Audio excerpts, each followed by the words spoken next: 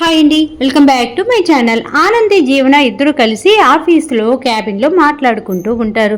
Already జీవనకి అర్థమైపోయింది కదా, ఈ ఆనందియే సూర్యజ్యోతి గారి కన్నబిడ్డ అని చెప్పేసి. అది కాకుండా నేను ఎప్పటికైనా సరే పరాయి బిడ్డనే కదా, అది కాకుండా నేను ఇలా అబద్ధాలు ఆడానని తెలిస్తే జ్యోతమ్మ సూర్యబాబు కూడా నన్ను మెడబెట్టుకుని బయటికి గెంటేస్తారు, ఇక్కడ మా అత్తయ్య గారు కూడా బయటికి గెంటేస్తారు. కాబట్టి ఆనందిని ఏదో ఒకటి చెయ్యాలి, ఆనంది అనేది భూమి మీద లేకుండా చెయ్యాలి అనేసి జీవన ప్లాన్ చేసుకుంటుంది.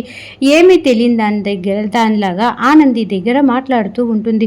ఒకవేళ నిజంగా జీవన ఉండి వచ్చిందనుకో, అప్పుడు నా పరిస్థితి ఏంటి ఆనంది?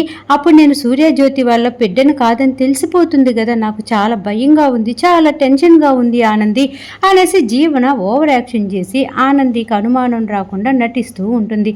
పాపం ఆనందికి జీవన నటిస్తుందని తెలియక, ఇదిగో జీవన నువ్వేం భయపడమాకు, జీవన అనే మనిషి అస్సలు రాదు, నువ్వు భయపడాల్సిన పని లేదు, ఈ ఆనంది ఉన్నన్ని రోజులు నీ బ్రతుకి ఎటువంటి భయము లేదు, టెన్షన్ పడాల్సిన పని లేదు అనేసి జీవనకి ఆనంది ధైర్యం చెప్తూ ఉంటే జీవన అంటుందన్నమాట, నీకు అంత కన్ఫామ్గా ఎలా చెప్పగలుగుతున్నావు జీవన తిరిగి రాదు అనేసి? నువ్వేమన్నా జీవన ఎక్కడ ఉందో, అసలు ఏమైపోయిందో చూసావా ఏంటి అనేసి జీవన ఆనందిని అడుగుతూ ఉంటే, అవును నాకు తెలుసు, జీవన చిన్న పాపగా ఉన్నప్పుడే కొందరు ఎత్తుకొని వెళ్ళిపోయారు కదా, అప్పుడు యాక్సిడెంట్ అవ్వటము, జీవన చనిపోవటం ఇదంతా నాకు తెలుసు. కాబట్టి జీవన అనే మనిషి మళ్ళీ రానే రాదు. కాబట్టి నువ్వు టెన్షన్ పడమాకు, నాకు కంగారు పెట్టమాకు జీవన.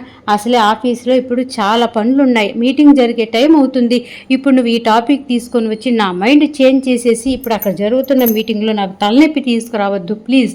నేను చెప్తున్నా, నేను మాట ఇస్తున్నా, జీవన అనే మనిషి తిరిగి రాదు, పద మీటింగ్కి టైం అవుతుంది అనేసి ఆనంది గట్టిగా జీవనకి క్లాస్ పీకి ఇంకా రమ్మని చెప్పి పిలిచి వెళ్ళిపోతుంది అన్నమాట.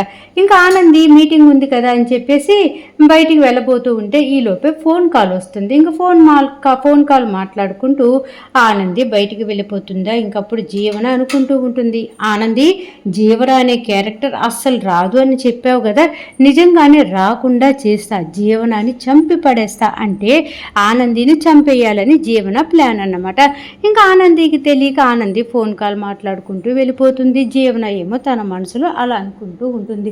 ఇంకా ఈలోపే అక్కడికి ఊర్వశి వస్తుంది అనమాట. ఊర్వశిని చూసి జీవన అంటూ ఉంటుంది, అయ్యో మా అత్తయ్య గారికి తెలియక నిన్ను తీసుకొని వచ్చారు, ఏదో మా బావగారి లైఫ్లోకి నేను ప్రవేశపెడదాం అనుకుంటే నువ్వు ఎక్కడ కూడా మా బావగారి మనసులో ఇంత స్థానం కూడా సంపాదించుకోలేదు, ఎప్పుడు చూసినా కూడా ఆ పని ఈ పని అంటూనే ఉంటావు తప్ప మా బావగారి మనసులో ప్లేస్ సంపాదించడానికి ఎప్పుడైనా అసలు ప్లాన్ చేసావా ఊర్వశి అని చెప్పేసి జీవన ఊర్వశిని అడుగుతూ ఉంటే ఇంకప్పుడు ఊర్వశి అంటూ ఉంటుంది, జీవన ఇన్ని రోజులు ఒక లెక్క, ఈ రోజు ఒక లెక్క, చూస్తూ ఉండు ఏం చేయబోతున్నాను అని చెప్పేసి ఊర్వశి చెప్తుందన్నమాట. అప్పుడు జీవన ఏంటి ఊర్వశి ఏం ప్లాన్ చేసావు అనేసి ఊర్వశిని అడుగుతూ ఉంటే ఊర్వశి అంటుంది, నేను ఎప్పుడు చెప్పను, చేసి చూపిస్తా, నీ కళ్ళ ముందే తెలిసిపోతుంది కదా, పద పద పద మీటింగ్కి టైం అవుతుంది అనేసి ఊర్వశి జీవన ఇద్దరు కలిసి ఇంకా మీటింగ్ ప్లేస్కి వెళ్తారు. అప్పటికే అక్కడికి శశికాంత్ గారు, చైతన్య, ఇంకా సునంద గారు, ఆదిత్య అందరూ వచ్చి కూర్చొని ఉంటారు. ఆనంది కూడా ఉంటుంది. ఇంకా అప్పుడే ఆదిత్య నిలబడి మాట్లాడుతూ ఉంటారు, ఇది మనకి ఫైనల్ ఎగ్జామ్ లాంటిది, దీంట్లో మనం గెలిచామంటే ఇంకా చక్కగా మన ప్రోడక్ట్స్ అన్నీ కూడా జనాల్లోకి వెళ్తాయి, అప్పుడు మనం కోట్లు పెట్టి ఊరికినే మనము అది కొనండి ఇది కొనండి అని చెప్పేసి జనాల్లోకి మనం వెళ్ళక్కర్లేదు, మన ప్రోడక్ట్ బాగుండి కంపెనీ పరంగా అన్ని పేర్లు వస్తే జనాలే మనల్ని మన వస్తువులు కొనడానికి వస్తారు, అది మనకి చాలా ప్లస్ అవుతుంది అని చెప్పేసి ఆదిత్య కంపెనీకి సంబంధించి ఇంకా చాలా మాటలు చెప్తూ ఉంటే ఇంకా అప్పుడే శశికాంత్ గారు అంటూ ఉంటారు, ఆదిత్య నువ్వు మాట్లాడింది 100% కరెక్ట్, కాకపోతే మనం ఏ విధంగా మన కంపెనీ ప్రోడక్ట్స్ని జనాల్లోకి తీసుకొని వెళ్ళాలి, ఏమమ్మా ఆనంది దాని గురించి నీ దగ్గర ఉన్న ఐడియాలు ఉన్నాయా అనేసి అనగానే ఉన్నాయి సార్ నా దగ్గర ఐడియాలు, దానికి సంబంధించి ఇప్పుడు వివరణ ఇవ్వబోతున్నాను అని చెప్పేసి ఆనంది చెప్పడానికని లెగుస్తుంది. 2 లైన్లు చెప్పిందో లేదో ఇంకా ఆనందికి గరా కాళ్ళు తిరగటం స్టార్ట్ అవుతాయి అన్నమాట. ఇంకా ఏంటి ఆనంది ఏమైంది అనేసి అనగానే ఏమీ లేదు ఏం లేదు అనేసి ఆనంది అంటూనే తల పట్టుకుంటుందన్నమాట చేతితోటి. వెంటనే ఆనందికి ఏదో అయ్యింది, మొత్తానికి కళ్ళు తిరుగుతున్నాయి అని చెప్పి శశికాంత్ గారు కొంచెం కంగారు పడుతూ ఉంటారు. అప్పుడే ఊర్వశి కలగజేసుకొని ఏముంది, కొన్నిసార్లు మనం ఆ పని ఈ పని అనేసి టిఫిన్ తినకుండా ఉన్నా కూడా మనకు అలాగే కళ్ళు తిరుగుతాయి, ఆనంది మేడం కూడా టిఫిన్ చేయలేదేమో అందుకే కళ్ళు తిరుగుతున్నట్టున్నాయి అనేసి అనగానే ఇంకా ఆదిత్య ఆనందిని అడుగుతూ ఉంటాడనమాట. ఏంటి ఆనంది, నువ్వు మార్నింగ్ టిఫిన్ చేసి రాలేదా ఆఫీస్కి అనేసి అనగానే, అయ్యో టిఫిన్ చేసే వచ్చాను ఆదిత్య గారు, కానీ ఎందుకో నాకు కళ్ళు తిరుగుతున్నాయి అని చెప్పేసి తల పట్టుకుంటుందా. అప్పుడే ఊర్వశి అంటుంది, ఇప్పుడే ఏముంది, ఇంకా కాసేపు ఆగు, ప్రపంచమంతా కూడా నీ కళ్ళ ముందే తిరుగుతూ ఉంటుంది, నేనేం చేశానో తెలుసా అనేసి తను చేసిన పని గుర్తు తెచ్చుకుంటూ ఉంటుంది. ఆనందికి ఫోన్ కాల్ వచ్చిందని మాట్లాడుతూ బయటికి వెళ్తుంది కదా. అలా ఫోన్ కాల్ మాట్లాడేటప్పుడే ఆఫీస్ బాయ్ జ్యూస్ తీసుకుని ఇవ్వటానికని గ్లాసులో జ్యూస్ పోస్తాడు. ఇంకా ఆఫీస్ బాయ్కి తెలియకుండానే ఈ ఊర్వశి ఆ జ్యూస్లో కళ్ళు తిరిగే ఏదో పదార్థం కలిపేస్తుంది, పౌడర్. ఆ ఆఫీస్ బాయ్కి ఆ విషయం తెలియక తీసుకువెళ్ళి ఆనందికి జ్యూస్ గ్లాస్ ఇస్తాడు కదా.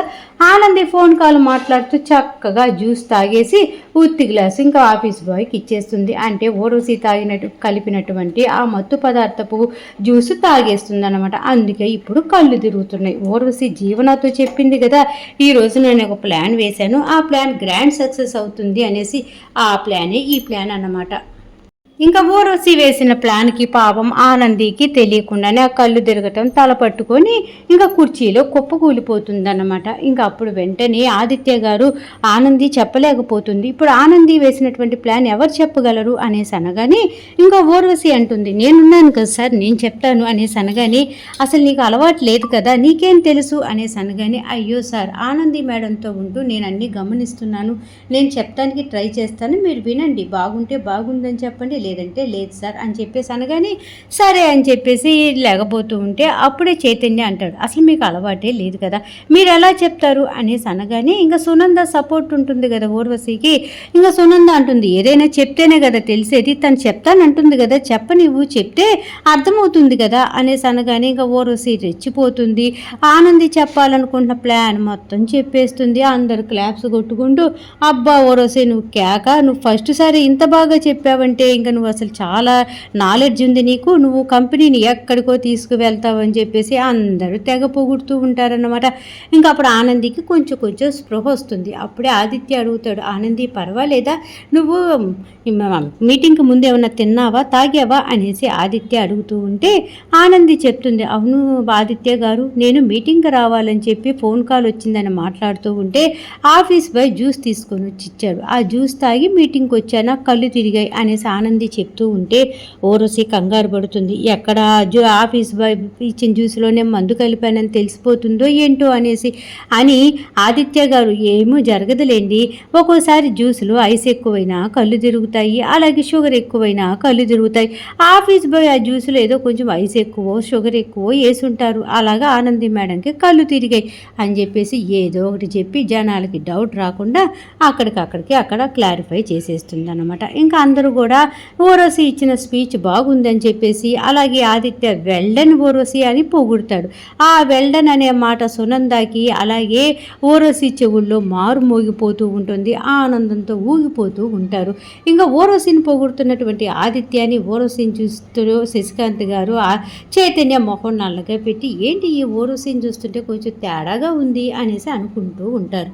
బాగా జరుగుతుందా, ఇంకా జీవన ఉంది కదా, కావాలని చెప్పేసి అత్తయ్య గారు నిజంగా ఊర్వశి భలే చెప్పింది కదా, అసలు అనుకుంటూ ఉంటే ఆనంది కంటే కూడా ఊర్వశియే బాగా అర్థమైనట్టు చెప్పింది అనిపిస్తుంది.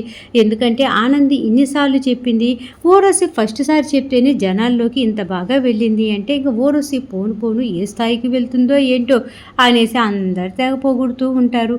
అక్కడికి మ్యాటర్ అయిపోతుంది. ఇంకా సునంద గారు ఊర్వశి కోసం వెయిట్ చేస్తూ ఉంటుంది.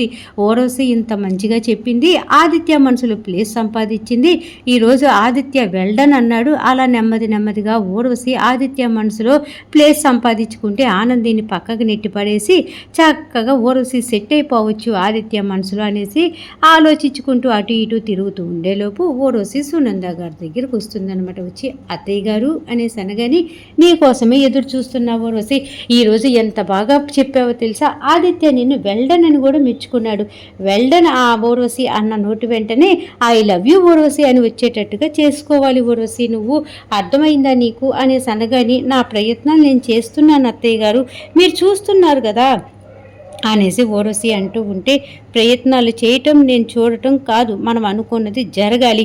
నువ్వు నా ఇంటి పెద్ద కోడలుగా రావాలి. ఆనంది ఆదిత్య లైఫ్లో నుంచి వెళ్ళిపోవాలి. ఆనందికి కొంచెం కళ్ళు తిరిగినాయి అంటేనే ఆదిత్య చూసావా ఎలా ఫీల్ అయిపోతున్నాడో, ఆ ఫీల్ అవ్వటం అనేది అసలు ఆదిత్య మనసులోకి రాకూడదు ఊర్వశి, అర్థమవుతుందా అనేసి అనగానే, సరే అత్తయ్య గారు, నా ప్రయత్నం నేను చేస్తాను అనేసి ఇంకా ఊర్వశి చెప్తూ ఉంటుంది. అప్పుడే సునందకు ఒక ఐడియా వస్తుంది. అవును, నువ్వు సాయంత్రం ఆఫీస్ నుంచి ఇంటికి ఎలా వెళ్తావు అనేసి అనగానే, నా స్కూటీ ఉంది కదా అత్తయ్య గారు, నా స్కూటీలో వెళ్తాను అనేసి చెప్తుంది అమాయకంగా ఊర్వశి. ఇంకో స్కూటీలో వెళ్ళటం కాదు, ఆదిత్యతో కలిసి కారులో వెళ్ళేటట్టుగా ప్లాన్ చేసుకో అని చెప్పేసి అనగానే, అలా ఎలా కుదురుతుంది అత్తయ్య గారు, నాకు స్కూటీ ఉంది కదా, నేను స్కూటీలో వెళ్తాను అనేసి అనగానే, అయ్యో నా కొడుకుని లైన్లో ఎలా పెట్టాలి, ఏ విధంగా ఐ లవ్ యూ చెప్పించుకోవాలి అనేసి నేనే చెప్తే మరి చండాలంగా ఉంటుంది ఊరోసి. ఒక్కసారి మైండ్ పెట్టి ఆలోచించు. ఆదిత్య మనసులో ప్లేస్ సంపాదించాలి అంటే ఆదిత్య కారులో నువ్వు వెళ్ళావనుకో, ఆదిత్య నీతో ఫ్రీగా మాట్లాడతాడు. అప్పుడు నీ గురించి తెలుసుకోవటం స్టార్ట్ చేస్తాడు. అతని మనసులో నీ గురించి ప్లేస్ వస్తుంది. అర్థమైందా నేను చెప్పింది? ఈ మట్టి బుర్రకు అర్థం అవ్వాలంటే ఏం చేయాలో ఏంటో అనేసి అనగానే, అదేంటి అత్తయ్య గారు అలా అంటారు, నేను చాలా పద్ధతిగా పెరిగిన ఆడపిల్లని, నాకు ఇలా మగవాళ్ళని వలలో వేసుకోవటము మాట్లాడటం నాకు అసలు రానే రాదు అనేసి అనగానే సునందకి కోపం వస్తుందన్నమాట. అదేంటి లెగిస్తే పద్ధతి గల ఫ్యామిలీలో పెరిగాను, పద్ధతి గల ఫ్యామిలీలో పెరిగాను అంటావు, అందరూ పద్ధతి గల ఫ్యామిలీలో పెరగరా ఏంటి? ఎవరు పద్ధతి గల ఫ్యామిలీలో పెరిగినా ఆడపిల్లలు ఎంత అందంగా ఉన్నా మగపిల్లల్ని ఏ విధంగా లైన్లో పెట్టాలో తెలిసే ఉంటుంది కదా, కాబట్టి నువ్వు ఏం చేస్తావో ఏమో నాకు తెలియదు, మొత్తానికి ఆదిత్యాన్ని ఇలా కారులో నువ్వు సాయంత్రం మీ ఇంటికి వెళ్ళాలి, ఇంకేం చెయ్యాలో ఏంటో ఆలోచించుకో, ఇదంతా నీ ఇష్టం అని చెప్పేసి మొత్తానికి సునంద గారు వెళ్ళిపోతారు. అప్పుడు ఊర్వశి ఆలోచించి నేను సాయంత్రం ఆదిత్య గారి కారులో మా ఇంటికి వెళ్ళాలి అంటే స్కూటీ ఉండకూడదు, కాబట్టి స్కూటీ నేను చెయ్యాలి అని గబగబా పరిగెత్తుకుంటూ వచ్చి స్కూటీకి ఉన్నటువంటి 2 టైర్లకి పంచర్ చేసేసుకుంటుంది అనమాట. అక్కడ నిలబడి స్కూటీ ఏమీ తెలియని దానిలాగా చూస్తూ ఉంటే ఇంకా ఆదిత్య ఇంటికని చెప్పి బయలుదేరాలని గబగబా దిగి వస్తూ ఉంటే, ఆదిత్య సార్ అనేసి పిలుస్తుంది ఊర్వశి. చెప్పు ఊర్వశి, ఏంటి ఇంటికి వెళ్తున్నావా, వెళ్ళు అని చెప్పి ఆదిత్య అనగానే, లేదు సార్ నా స్కూటీ పంచర్ అయ్యింది, నన్ను మీ కారులో మా ఇంటి దగ్గర డ్రాప్ చేస్తారా ప్లీజ్ సార్ అనేసి ఊర్వశి అడగగానే ఇంకా ఆదిత్య కూడా సరే ఊర్వశి, దానికోసం ఎందుకు అంత బతిలాడుతో, రా నా కారులో వెళ్దాం అనేసి అనగానే ఈలోపే చైతన్య శశికాంత్ గబగబా వస్తారనమాట. అన్నయ్య ఏంటి ఊర్వశిని ఇంటికి తీసుకొని వెళ్తానంటున్నావు, ఇప్పుడు నువ్వును అలాగే ఆనంది మేడం ఇద్దరు కూడా పురుషోత్తం గారిని కలవాలి, మీకు మర్చిపోయావా, గుర్తులేదా అనేసి అనగానే, అవును కదా చైతన్య, ఈరోజు పురుషోత్తం గారిని కలవాలి కదా, నేను ఆ విషయమే మర్చిపోయాను అనేసి ఆదిత్య చైతన్య ఇద్దరు మాట్లాడుకుంటూ ఉంటే ఇంకా అప్పుడే అక్కడికి వచ్చినటువంటి సునంద అనుకుంటూ ఉంటుంది, ఈ చైతన్య ఒకడు ప్రతిదానికి అడ్డుపడుతూ ఉంటాడు, వీడిని ఎలాగైనా సరే వీళ్ళ మధ్యలోకి రాకుండా చూసుకోవాలి అనేసి సునంద ఆలోచించేలోపు ఆదిత్య కూడా ఆలోచనలో పడతాడా.